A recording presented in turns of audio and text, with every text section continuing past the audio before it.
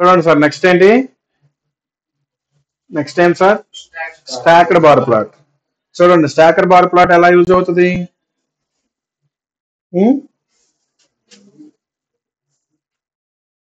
చూడండి అసలు స్టాకర్ bar plot అంటే ఏంటి, బార్ ప్లాట్ అంటే ఏంటి.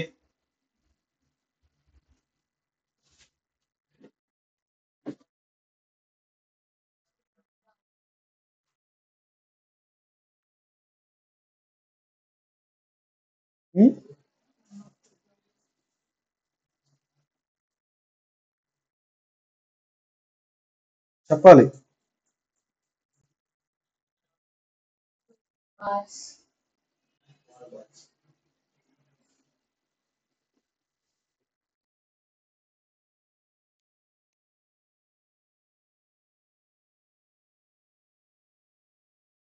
బార్ ప్లాట్ అంటే ఏంటమ్మా, ఎలా ఉంటది బార్ ప్లాట్, అది ఏ ప్లాట్, బార్ ప్లాట్ అనేది యూనివేరియేటా, మల్టీవేరియేటా, బైవేరియేటా, బైవేరియేట్ ప్లాట్. మరి చెప్పరేమి.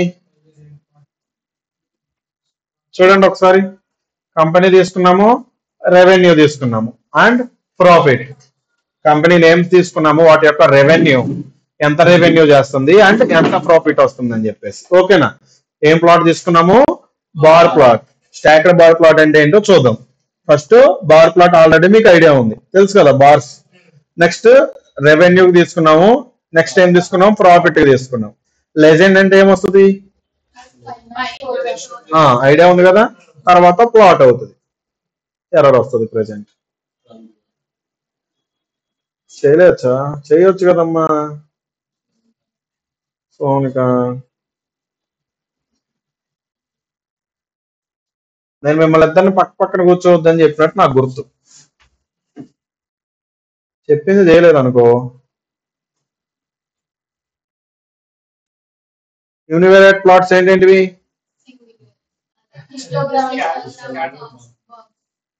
Histogram, scatter plot, box plot, histogram. Box plot ఏం చేస్తుంది, చెక్స్ ది అవుట్లయర్స్, అవుట్లయర్స్ ఉన్నాయా లేవా అని చెక్ చేస్తుంది. ఓకేనా. నెక్స్ట్ ఇక్కడ స్టాకర్డ్ బార్ ప్లాట్ చూడండి ఒకసారి, ప్రాఫిట్, రెవెన్యూ. ఓకేనా. కానీ మనకి ఎలా వచ్చినాయి, ఒకే దాంట్లో వచ్చినాయి రెండు. Yes sir. సో ఇప్పుడు డేటా అప్ టు ఇక్కడ రెవెన్యూ ఎంత జనరేట్ చేస్తుంది, ఇక్కడ సింపుల్ డేటా ఉంది కాబట్టి మనం తెలుసుకుంటాం. ఇదే లార్జ్ అమౌంట్ ఆఫ్ డేటా ఉంటే, గూగుల్ ఇది నాట్ ఏ స్మాల్ కంపెనీ కదా, Amazon, Google large amount of data ఉంటుంది, వాళ్ళకి సొంత డేటాబేస్ లే ఉంటాయి, పెద్ద పెద్ద డేటాబేస్. సో వాళ్ళకి అంత డేటాలో మనం ఓన్లీ చిన్న డేటా తీసుకొని ఇక్కడ అనాలిసిస్ చేయగలుగుతున్నాం. కానీ ఇన్ ఫ్యూచర్ మీరు ఏదైతే రియల్ టైం ప్రాజెక్ట్ చేస్తున్నారో ఆ టైంలో మీకు ఇంత సింపుల్ గా అయితే డేటా ఉండదు కదా. మరి అప్పుడు ఇక్కడ డేటా ఎలా ఉన్నప్పుడు మనకి క్లారిటీ ఉంటుందా, ఉండదు. ఒకసారి కిందకి వెళ్ళండి. నెక్స్ట్ ఏముంది, సేమ్ కంపెనీలు తీసుకున్నారు, కాకపోతే ఇక్కడ ఏమేమి తీసుకున్నారు, గూగుల్, అమెజాన్, మైక్రోసాఫ్ట్, ఎఫ్బి. ఇక్కడ ఏం తీసుకున్నారు, సేమ్ తీసుకున్నారు, రెవెన్యూ సేమ్, ప్రాఫిట్ సేమ్. కానీ ఇప్పుడు మనకి ఇక్కడ ప్లాట్ అనేది ఒక దాంట్లో ఒకటి వచ్చింది అనమాట, స్టాకర్డ్ ప్లాట్. సో మనకి ఏమవుతుంది, ఇప్పుడు రెండు తీసుకున్నాం, అమెజాన్ అవి తీసుకున్నాం, రెవెన్యూ ఇలా, ఇంకా నెంబర్ ఆఫ్ వేరే వేరే కండిషన్స్ తీసుకుంటే అప్పుడు ఒకే దాంట్లో ఇంకా ప్లాట్స్ వస్తాయి కదా. అప్పుడు మనకు ప్రాబ్లమా కదా, క్లారిటీ ఉంటుందా, ప్లాట్ అనేది క్లారిటీ ఉంటుందా, ఉండదు. ఇప్పుడు ఒకసారి చూడండి, ఇప్పుడు రెవెన్యూకి రెవెన్యూ వచ్చింది, ప్రాఫిట్ కి ప్రాఫిట్ వచ్చింది. సో ఇప్పుడు మనం ఈజీగా కన్క్లూడ్ చేయొచ్చు, రెవెన్యూ ఎక్కువ ఏదైందండి, రెవెన్యూ ఎక్కువ ఏదైంది, అమెజాన్ రెవెన్యూ ఎక్కువైంది, బట్ ప్రాఫిట్ అనేది 20% ఉంది. కానీ ఒకసారి చూడండి గూగుల్, చూడండి రెవెన్యూ ఎక్కువగానే ఉంది, ప్రాఫిట్ కూడా ఎక్కువగానే ఉంది. At the same time Microsoft కూడా అంతే, రెవెన్యూ అంతే ఉంది, ప్రాఫిట్ కూడా అంతే ఉంది. సో కానీ మనకి అమెజాన్ లో ఏమవుతుంది, రెవెన్యూ ఎక్కువ అవుతుంది, ప్రాఫిట్ అనేది చాలా తక్కువ ఉంది. అర్థమవుతుంది, అంటే వాళ్ళు ఇచ్చే ప్రొడక్ట్స్ మనకి మేబీ తక్కువ కాస్ట్ లో ఇచ్చి ఉండొచ్చు. అర్థమవుతుందండి. సేల్స్ ఎక్కువ ఉన్నాయి కానీ ప్రాఫిట్ తక్కువ ఉంటుంది, అంటే వాళ్ళు ఇచ్చేది మిడ్ రేంజ్ లో ఇచ్చుకుంటున్నారు, వాళ్ళ ప్రోడక్ట్ అనేది ఎక్కువ మార్జిన్ చూసుకోవట్లేదు, ప్రాఫిట్ మార్జిన్ తక్కువ చూసుకొని ఇస్తున్నారు కాబట్టి సేల్స్ ఎక్కువ ఉంది, ప్రాఫిట్ తక్కువ ఉంది. అర్థమవుతుందా. ఇప్పుడు ఇక్కడ మీకు డిఫరెన్స్ అర్థమైందా, సేమ్ ప్లాట్ బట్ డిఫరెంట్ గా తీసుకున్నాం. ఇక్కడ మనకి ఇక్కడ 2 ప్లాట్స్ ఉన్నాయి కాబట్టి అర్థమవుతుంది. ఇక్కడ నేను మర్జ్ చేసి ఇంకో 5 ప్లాట్స్ ఇస్తే 5 ప్లాట్స్ డిస్ప్లే అవుతాయి, కానీ మనకి ఎంత డిస్టెన్స్ ఎంత ఉంది, ప్లాట్ అనేది ఎక్కడ వరకు ఎక్కడి నుంచి ఉంది అనేది మనకు క్లారిటీ ఉంటుందా? ఉండదు. సేమ్ ఇచ్చినాను నేను, బోత్ సేమ్ ఇచ్చినాను. ఫర్ ఎగ్జాంపుల్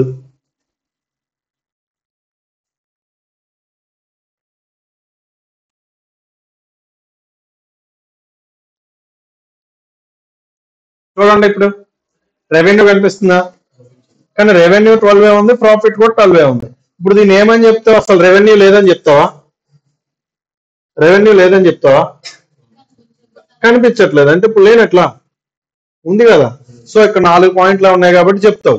అక్కడ ఇంకా ఎక్కువ ఉంటే, పాయింట్స్ ఎక్కువ ఉంటాయి, లార్జ్ అమౌంట్ ఆఫ్ డేటా ఉంది, మనం కన్సిడర్ చేయాలి అంటే మనకు విజిబిలిటీ లేదు, మనం మనతో ఒకసారిగా చూసి చెప్పలేము అనమాట. అలాంటి టైంలో ఇప్పుడు అక్కడ ఏమనుకుంటావు? నువ్వు లేవు అనుకుంటావు ప్రాఫిట్, కానీ మనకి ఇక్కడ ఏముంది? సమ్ అమౌంట్ ఆఫ్ ప్రాఫిట్ అనేది ఉందా లేదా, రెవెన్యూ ఉందా లేదా, కానీ మనకి ఏమవుతుంది? ఓన్లీ ప్రాఫిట్ మాత్రమే డిస్ప్లే అవుతుంది. సో అలాంటి కండిషన్స్ లో ఈ ప్లాట్ మనకు అడ్వాంటేజ్ అవుతుందా, డిసడ్వాంటేజ్ అవుతుందా? సో ఇప్పుడు జస్ట్ ఏం తీసుకున్నాం? ఎక్స్పోజ్ తీసుకున్నాం అంతే. ఎక్స్పోజ్ అర్థమవుతున్నా? ఇది ఒక్కటే మనం యాడ్ చేసినాం. Next width. విడ్త్ మనం తీసుకునే దీని యొక్క విడ్త్ తీసుకున్నాం అంతే, మిగతాది ఎంత సేమ్ కోడ్, మీరు కష్టపడాల్సింది ఏమీ లేదు. ఓకేనా? నెక్స్ట్ ప్రాఫిట్ వైజ్ ఏముంది? గూగుల్ ఉంది, అర్థమవుతుందా? నెక్స్ట్ రెవెన్యూ వైజ్ అమెజాన్ ఎక్కువ ఉంది, ఆల్రెడీ మనం డిస్కస్ చేసింది. నెక్స్ట్ సబ్ ప్లాట్స్ అనమాట, డేటాకి సబ్ ప్లాట్స్. సబ్ ప్లాట్స్ ఎందుకు తీసుకోవాలి అసలు డేటాలో? సబ్ ప్లాట్స్ ఎందుకు తీసుకోవాలి? డేటా అనేది మనకి సింపుల్ గా అర్థమవుతుంది. ఏదైతే లార్జ్ అమౌంట్ ఆఫ్ డేటా ఉందో దాన్ని సబ్ ప్లాట్స్ చేసుకుంటున్నాం అంతే. ఎందుకని? ఇంత డేటా అర్థం చేసుకునే దానికంటే ఇంత డేటా అర్థం చేసుకోవడం ఈజీ కదా. లార్జ్ డేటా కంటే స్మాల్ డేటా బెస్ట్ కదా అర్థం చేసుకునేకి, అవునా కదా? So some amount of data తీసుకున్నాను. ఇప్పుడు ఏమేమి తీసుకున్నాను? E commerce websites. E commerce ఏం తీసుకున్నాను? స్నాప్డీల్, ఆలీబాబా, అమెజాన్, ఫ్లిప్కార్ట్ తీసుకున్నాను. అర్థమవుతున్నా? బెస్ట్ అనమాట. అంటే ఇప్పుడు ఎక్కువ సేల్ చేయగలిగిన కంపెనీలు ఏమైనా ఉన్నాయంటే ఈ కామర్స్ లో వెబ్సైట్ ఇవి 4 అనమాట. Ali Baba is a Chinese company. ఓకేనా? నెక్స్ట్ డేటా ఏదైతే ఉందో మనకి ప్రతి దానికి Q1, Q2, Q3, Q4 profits ఉన్నాయి, వాటి యొక్క డేటా ఉంది. Snapdeal data, Alibaba, Amazon and Flipkart data ఉంది. ఓకేనా? సో ఒకసారి సబ్ ప్లాట్స్ చేద్దాం. సబ్ ప్లాట్స్ చూడండి, ఇక్కడ ఈ కామర్స్ తీసుకున్నారు, దాంట్లో Q1 ప్రాఫిట్ ది, నెక్స్ట్ Q2 ప్రాఫిట్ ది, తర్వాత Q3 ప్రాఫిట్, Q4 సేమ్ డేటాకి సేమ్, బట్ ప్లాట్స్ అనేవి డిఫరెంట్ తీసుకుంటున్నాం అంతే. అర్థమవుతుందా? ఇప్పుడు దీనికి ఒక ప్లాట్ వస్తుంది, దీనికి ఒక ప్లాట్ వస్తుంది, దీనికి ఒక ప్లాట్ వస్తుంది, దీనికి ఒక ప్లాట్ వస్తుంది. అన్ని ఒకే దానిలో వచ్చేదానికంటే సపరేట్ గా రావడం బెస్ట్ కదా. లార్జ్ అమౌంట్ ఆఫ్ డేటా ఉన్నప్పుడు ఏ డేటాకి ఆ డేటా సపరేట్. ప్రతి దాంట్లో 4 కంపెనీస్ ఇన్వాల్వ్ అయి ఉన్నాయి. అర్థమవుతుందా? ఇది స్నాప్ డీల్ అవుతుంది, ఇదంతా స్నాప్ డీల్ అవుతుంది, ఇదంతా అలీబాబా అవుతుంది, ఇదంతా అమెజాన్, ఇదంతా ఫ్లిప్కార్ట్ అవుతుంది. 4 కంపెనీలు సేమ్. 4గిట్లో డేటా సేమ్ ఉందా? లేదు. సో మనం సేమ్ ఒక దాంట్లో తీసుకుంటే మనకి క్లారిటీ ఉంటుందా? ఉండదు. సో అందుకనే డేటాని మనం సబ్ ప్లాట్స్ చేసుకున్నాం. మనకి ఎన్ని సబ్ ప్లాట్స్ కావాలితే అన్ని చేసుకోవచ్చు. అర్థమవుతుందా? ఇక్కడ 5, 6 ఉంది, 4, 5 ఉంది, ఖాళీగా ఉన్నాయి. మనం తీసుకుంది సబ్ ప్లాట్ 1 తీసుకున్నాం, 2 తీసుకున్నాం, 3 తీసుకున్నాం, నెక్స్ట్ 4 తీసుకున్నాం, సారీ 6 తీసుకున్నాం. అదే ఇక్కడ 4 తీసుకుంటే ఓన్లీ 4 సబ్ ప్లాట్స్ వస్తాయి. అర్థమవుతుందా? మన ఇష్టం. అర్థమవుతుందండి? సో ఇప్పుడు నేను ఇక్కడ ఏం తీసుకున్నా? 6 తీసుకున్నా. సో నాకు 4, 5 వదిలేసి 6th ప్లాట్ లో అలా వస్తుంది. ఇఫ్ ఇన్ కేస్ ఇంకా 2, 3, 4 ఉన్నా సరే సేమ్ వస్తాయి అనమాట సబ్ ప్లాట్స్ తీసుకుంటే. మీకు 10 ఉన్నా సేమ్ సబ్ ప్లాట్స్ తీసుకుంటాను. అర్థమవుతుందా? డేటా అనేది సేమ్, డేటా కంపెనీస్ అనేది సేమ్, డేటా మాత్రమే డిఫరెన్షియేట్ అవుతుంది. అర్థమవుతుందా? చూడండి, ఇక్కడ Q1 లో ఆలీబాబా, స్నాప్డీల్, అమెజాన్, ఫ్లిప్కార్ట్ ఉన్నాయి, Q2 లో అవే ఉన్నాయి, Q3 లో అవే ఉన్నాయి, Q6 లో కూడా అవే ఉన్నాయి. అర్థమవుతుందా? క్లారిటీ వచ్చిందమ్మా? ఇవి అర్థమైందా? రాసేసినారా?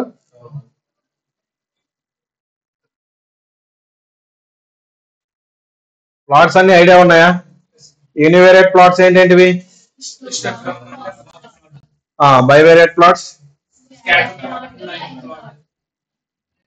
అంతేనా? Next multivariate plots.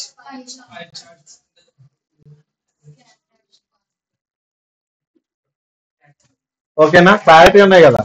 ఇంకా ప్లాట్స్ అవ్వలేదు, నెక్స్ట్ C1 లో కూడా మనకి ప్లాట్స్ వస్తాయి. అవి స్టాటిస్టిక్స్ అయిపోయిన తర్వాత మీకు క్లారిటీ ఉంటుంది. సో ముందు నేను స్టాటిస్టిక్స్ స్టార్ట్ చేస్తాను, స్టాటిస్టిక్స్ అయిపోయిన తర్వాత C1 చెప్తాను. ఎందుకంటే మీకు నేర్చుకోవాల్సింది స్టాటిస్టిక్స్ లో నేర్చుకొని చేయాల్సింది C1 లో వేరుగా ఉంటుంది. అర్థమవుతుందా? అప్పుడు మాత్రం మీకు ప్లాట్స్ అనేది క్లారిటీగా అర్థమవుతాయి, C1 లో ప్లాట్స్. ఓకేనా, ముందు స్టాటిస్టిక్స్ చెప్తాను, స్టాటిస్టిక్స్ అయిపోయిన తర్వాత C1 చెప్తాను. ఓకేనా, ఇక్కడ వరకు ఇప్పుడు ఏదైతే డేటా అయిందో అప్ టు ఇక్కడికి నాకు మీరు ఏదైనా డేటా తీసుకొని నాకు ప్లాట్స్ వేసి చూపించాలి డేటాకి. అర్థమవుతుందా? చిన్న చిన్న ప్రాజెక్ట్ మీ ఏ డేటా అయినా తీసుకోండి, నాకు ప్రాబ్లం లా. రేపు స్టాటిస్టిక్స్ నేను స్టార్ట్ చేసే టైంకి నాకు మీరు ఒక్కో ప్రాజెక్ట్ చేసి చూపించాలి, విజువలైజేషన్. అర్థమవుతుందా? ఏ డేటా తీసుకున్నా పర్లా. క్లారిటీ వచ్చిందా? మీకు ఇదంతా పెద్ద కష్టమైన ఏమీ కాదు. అర్థమవుతుందా? ప్రతిదీ మీకు ఐడియా ఉన్నాయి. అర్థమవుతుందా? సో ఒకసారి ఓన్ డేటా తీసుకొని ఆ డేటాని ఎలా రీడ్ చేసుకోవాలో తెలుసు కదా. ఆ డేటాని రీడ్ చేసుకొని నాకు 1 మీరు అప్లై చేయండి. ఓకేనా, స్టాటిస్టిక్స్ ఇంపార్టెంట్. స్టాటిస్టిక్స్ అర్థం అవ్వకపోయినా, స్టాటిస్టిక్స్ క్లాస్ వినకపోయినా, మీకు ఫర్దర్ గా మనం వెళ్ళేది మిషన్ లెర్నింగ్ ఏదైతే ఉన్నాయో అక్కడ జీరో నాలెడ్జ్ లో ఉంటారు. సో మనం ఆ నాలెడ్జ్ గెయిన్ చేయాలంటే స్టాటిస్టిక్స్ క్లాస్ కంపల్సరీ. అర్థమవుతుందా? Statistics 100% compulsory. సో ఆ క్లాసెస్ మీకు అర్థం అవ్వాలి అంటే కంపల్సరీగా క్లాస్ కి అటెండ్ అవ్వాలి. ఎటువంటి పర్మిషన్లకి అడగకూడదు, ఎందుకంటే మనం పర్మిషన్లు తీసుకున్న తర్వాత క్లాసులు అటెండ్ అవ్వం. విన్నా అటెండ్ అయినా నా మాత్రమే లాగిన్ అయ్యి అక్కడ పెడతాం అనమాట. వింటామా? వినము. సో అందుకనే offline is the best, online వాళ్ళు ఎప్పట్లాగే ఆన్లైన్ లో ఇస్ ద బెస్ట్. సో మీరు ఏ ప్లేస్ లో ఉన్నారో ఆ ప్లేస్ లో విని ఏదైతే ప్రాక్టీస్ చేస్తున్నారో రెగ్యులర్ గా ప్రాక్టీస్ చేయండి. ఇక్కడ వరకు నాకు పెండింగ్ ఉండకూడదు. ఈ రోజు ఎవరినో నేను ఇంటర్వ్యూ క్వశ్చన్ చెక్ చేస్తా అని చెప్పినట్టు గుర్తున్నారు. ఒక్కళ్ళైనా గుర్తు చేసినారా? ఆఫ్లైన్ ఇంటర్వ్యూ క్వశ్చన్ చెక్ చేస్తాను, ఒక్కళ్ళైనా గుర్తు చేసినారా? చేయలే. డెమోకి వెళ్ళి వచ్చినాక ఏమన్నా గుర్తు చేసినావా? ఎందుకు? ఎవరెవరు రాసినారా మా క్వశ్చన్స్? బుక్స్ తీసుకురండి, అప్ టు సిలబస్ రాసి ఉండాలి, వాళ్ళు మాత్రమే తీసుకురండి. లేవా బయటకు వెళ్ళిపోండి, నేరదా నువ్వు అవసరం లేదు. ఇంకా నువ్వు గూగుల్లో చూసి రాసినావు నా కళ్ళ ముందు, ఇంకెందుకు నీ క్వశ్చన్స్ నాకు? నువ్వు రాసిన ఒకటే రాయిపోయినా ఒకటే, అదే ఎందుకు చేసినావు? చేయకూడదు కదా. మీ ఓన్ గా మీకోసం రాయించే క్వశ్చన్స్ అవి మీకు ఇప్పుడు అర్థం కావు. మీరు ఒక ఇంటర్వ్యూకి వెళ్లే ముందుగా ఆ క్వశ్చన్స్ వాల్యూ మీకు తెలుస్తుంది. అర్థమవుతుందా? ఎవ్రీ కాన్సెప్ట్ మీరు ఓన్ గా క్వశ్చన్స్ రాస్తేనే మీకు రేపటి రోజున ఈ సిలబస్ అంతా తిరగేయాల్సినంత నీడ్ ఉండదు. ఆ ఇంటర్వ్యూ క్వశ్చన్స్ బుక్ తిరగేసుకుంటే సరిపోద్ది. టైం ఉంటే మనం నోట్స్ రిఫర్ చేయొచ్చు, లేదు టైం తక్కువ ఉన్నప్పుడు ఆ ఇంటర్వ్యూ క్వశ్చన్స్ చూసుకొని అయినా వెళ్ళొచ్చు. అందుకే మీ ఓన్ గా రాయండి అని చెప్తున్నా. మీరు ఇంకా ఆన్లైన్ లో చూసి రాసేదానికి ఇంకా రాస్తే ఏంటి, రాయకపోతే ఏంటి? అవునా కదా? సో మేజర్ గా నాకు అది కావాలి.